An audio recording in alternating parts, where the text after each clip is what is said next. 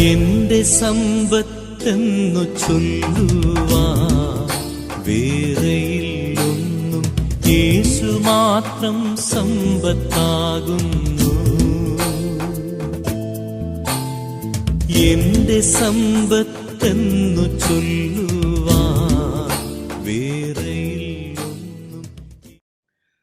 Good morning പ്രിയപ്പെട്ടവരെ. ഇന്നൊരു താക്കീതാണ്. ഹെബ്രായ ലേഖനം 12-ാം അധ്യായത്തിന്റെ 26-27 വാക്യങ്ങളിലൂടെ നമ്മുടെ കർത്താവ് നമ്മളോട് പങ്കുവെക്കാനായിട്ട് ആഗ്രഹിക്കുന്നതെന്ന് തോന്നുന്നു. അവിടെ എഴുതിയേക്കാണ്, ഇനിയും ഒരിക്കൽ കൂടി ഭൂമിയെയും ആകാശത്തെയും ഞാൻ ഇളക്കും. പണ്ട് ഭൂമിയെ മാത്രമാണ് ഇളക്കിയത്, ഇനി ഭൂമിയെയും ആകാശത്തെയും ഇളക്കുമെന്ന് ദൈവം വാഗ്ദാനം ചെയ്യുന്നു. NLT കൂടി വായിക്കാം. Once again I will shake not only the earth but the heavens also. എൻ്റെ അടുത്ത വചനം പറയുകയാണ്, this means that all of the creation was shaken and removed so that only unshakable things will remain. ഇളകാത്തത് മാത്രം നിലനിൽക്കും, ഇളകിപ്പോകുന്നതെല്ലാം ഇളക്കി കളയും എന്ന് തന്നെയാണ് ദൈവം പറയുന്നത്.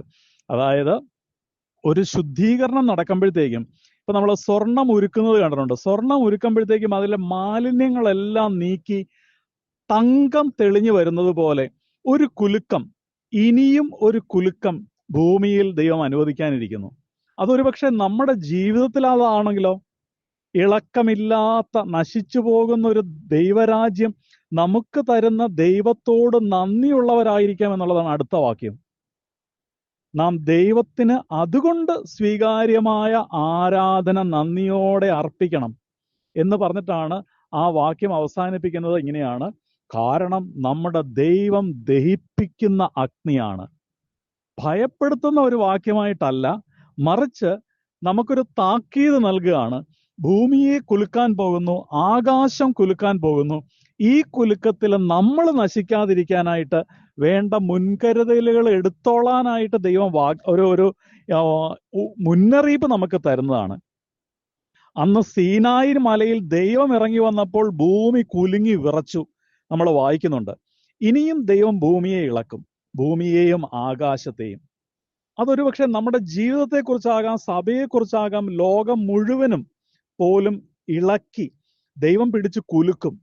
ലോകത്തെയും നമ്മളെയും സഭയെയും നശിപ്പിക്കാനായിട്ടല്ല, മറിച്ച് നമ്മിൽ നിന്നുള്ള ദൈവികമല്ലാത്ത വ്യാജമായ പലതിനെയും നീക്കം ചെയ്യാൻ എന്നുള്ള തിരിച്ചറിവ് ഈ വചനം വായിക്കുമ്പോഴത്തേക്ക് നമുക്കുണ്ടാകട്ടെ. കഴിഞ്ഞ നാളുകളിൽ നമ്മുടെ നാട്ടിലും ഇടയ്ക്കിടയ്ക്ക് വീശിയടിക്കുന്ന ചില കാറ്റുകൾ ചില മരക്കൊമ്പുകളെല്ലാം ഒടിച്ചിട്ടു, ചില മരങ്ങളൊക്കെ മൂടോടെ പിഴുതു കളഞ്ഞു, ബലമില്ലാത്ത ചില കെട്ടിടങ്ങളും മേൽക്കൂരകളും എല്ലാം പറന്നു പോയതായിട്ട് നമ്മൾ കണ്ടു. നമ്മുടെ വീട്ടിലുമൊക്കെ അങ്ങനെയൊക്കെ ചില സംഭവങ്ങൾ ഉണ്ടായി അല്ലേ. ഇപ്പോൾ ഇത് ആത്മീയമായിട്ട് നമ്മളൊന്ന് ചിന്തിക്കുകയാണെങ്കിൽ, നമ്മൾ ചിന്തിക്കുന്ന വചനത്തിന്റെ ആത്മീയ അർത്ഥം ഇത് തന്നെയല്ലേ? ദൈവം ഇനിയും ഭൂമിയെയും ആകാശത്തെയും കുലുക്കുമ്പോൾ, ഷെയ്ക്ക് ചെയ്യുമ്പോൾ, ആത്മീയമായി ചിന്തിച്ചാൽ പല കപട വിശ്വാസവും വീഴും. കപട ആചാരങ്ങളുടെ വ്യാജം ജനത്തിന് ബോധ്യമാകും. ജഡിക അഭിലാഷത്തിന്റെ അർത്ഥമില്ലായ്മ നമുക്ക് മനസ്സിലാകും.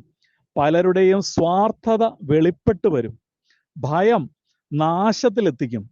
കപട സുവിശേഷം തകർന്നു വീഴും. സ്വപ്നങ്ങൾ പലതും ചാമ്പലാകും. കപട ആത്മീയത നശിച്ചു പോകും.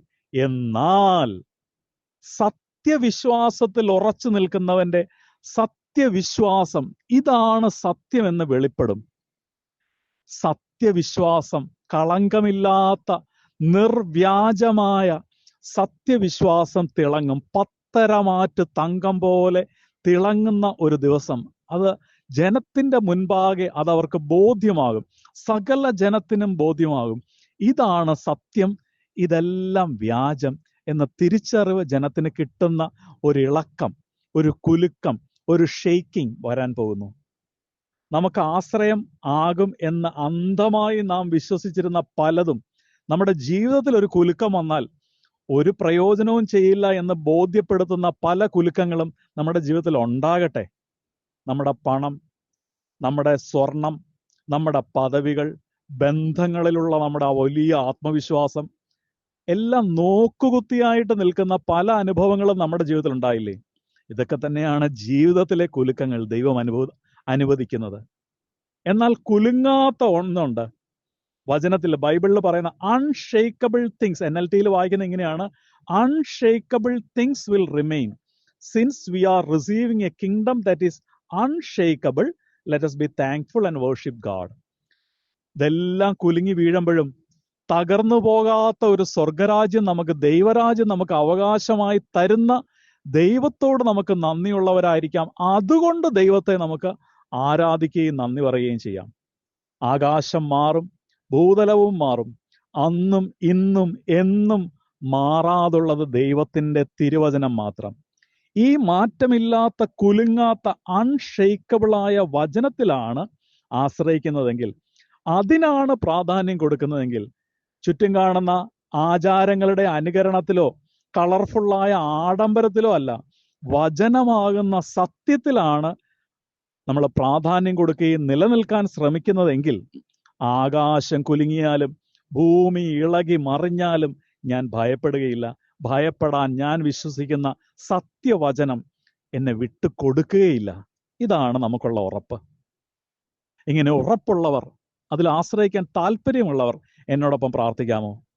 പിതാവേ, എന്നിൽ സത്യമല്ലാത്തതെല്ലാം, പാഴായതെല്ലാം, വ്യാജമായതെല്ലാം, ഭൂമിയെയും ആകാശത്തെയും കുലുക്കുമ്പോൾ ഇളകിപ്പോകാൻ എന്നിൽ സാധ്യതയുള്ളതെല്ലാം നീക്കി കുലുങ്ങാത്ത വിശ്വാസത്തിൽ, മാറ്റമില്ലാത്ത വചനത്തിൽ ജീവിതം ഉറപ്പിക്കുവാൻ, നങ്കൂരമിടുവാൻ ഇനിയും കൃപ ധാരാളമായി തരണമേ.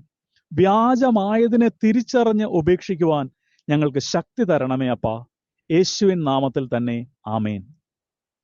ജീവിതത്തിലെ ദൈവം അനുവദിക്കാത്ത ചില കുലുക്കങ്ങൾ, ദൈവം അനുവദിക്കുന്ന ചില കുലുക്കങ്ങൾ, അത് നമ്മളെ നശിപ്പിക്കാനുള്ളതല്ല, പണിയാനുള്ളതാണ്. അൺഷെയ്ക്കബിളായ ദൈവരാജ്യത്തിലെ പൗരന്മാരാക്കി നമ്മളെ മാറ്റാൻ വേണ്ടി പണിയാനുള്ള കുലുക്കങ്ങൾ. ഭയപ്പെടുത്താനല്ല, ചേർന്ന് നിൽക്കാം, കൂടെ നടക്കാം. ദൈവം പണിയട്ടെ. നല്ലൊരു ദിവസം ആശംസിക്കുന്നു.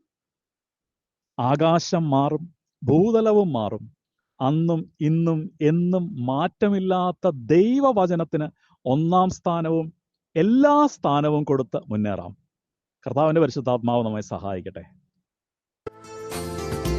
എന്റെ സമ്പത്തെന്നു ചൊല്ലുവാൻ വേറെയില്ലൊന്നും, യേശു മാത്രം സമ്പത്താകുന്നു. എന്റെ സമ്പത്തെന്നു ചൊല്ലുവാൻ വേറെയില്ലൊന്നും, യേശു മാത്രം സമ്പത്താകുന്നു. ചാവിനെ വെന്നുയർത്തവൻ വാനലോകമതിൽ ചെന്നു, സാധുവെന്നെ ഓർത്തു നിത്യം സാധനോടു യാചിക്കുന്നു. എന്റെ സമ്പത്തെന്നു ചൊല്ലു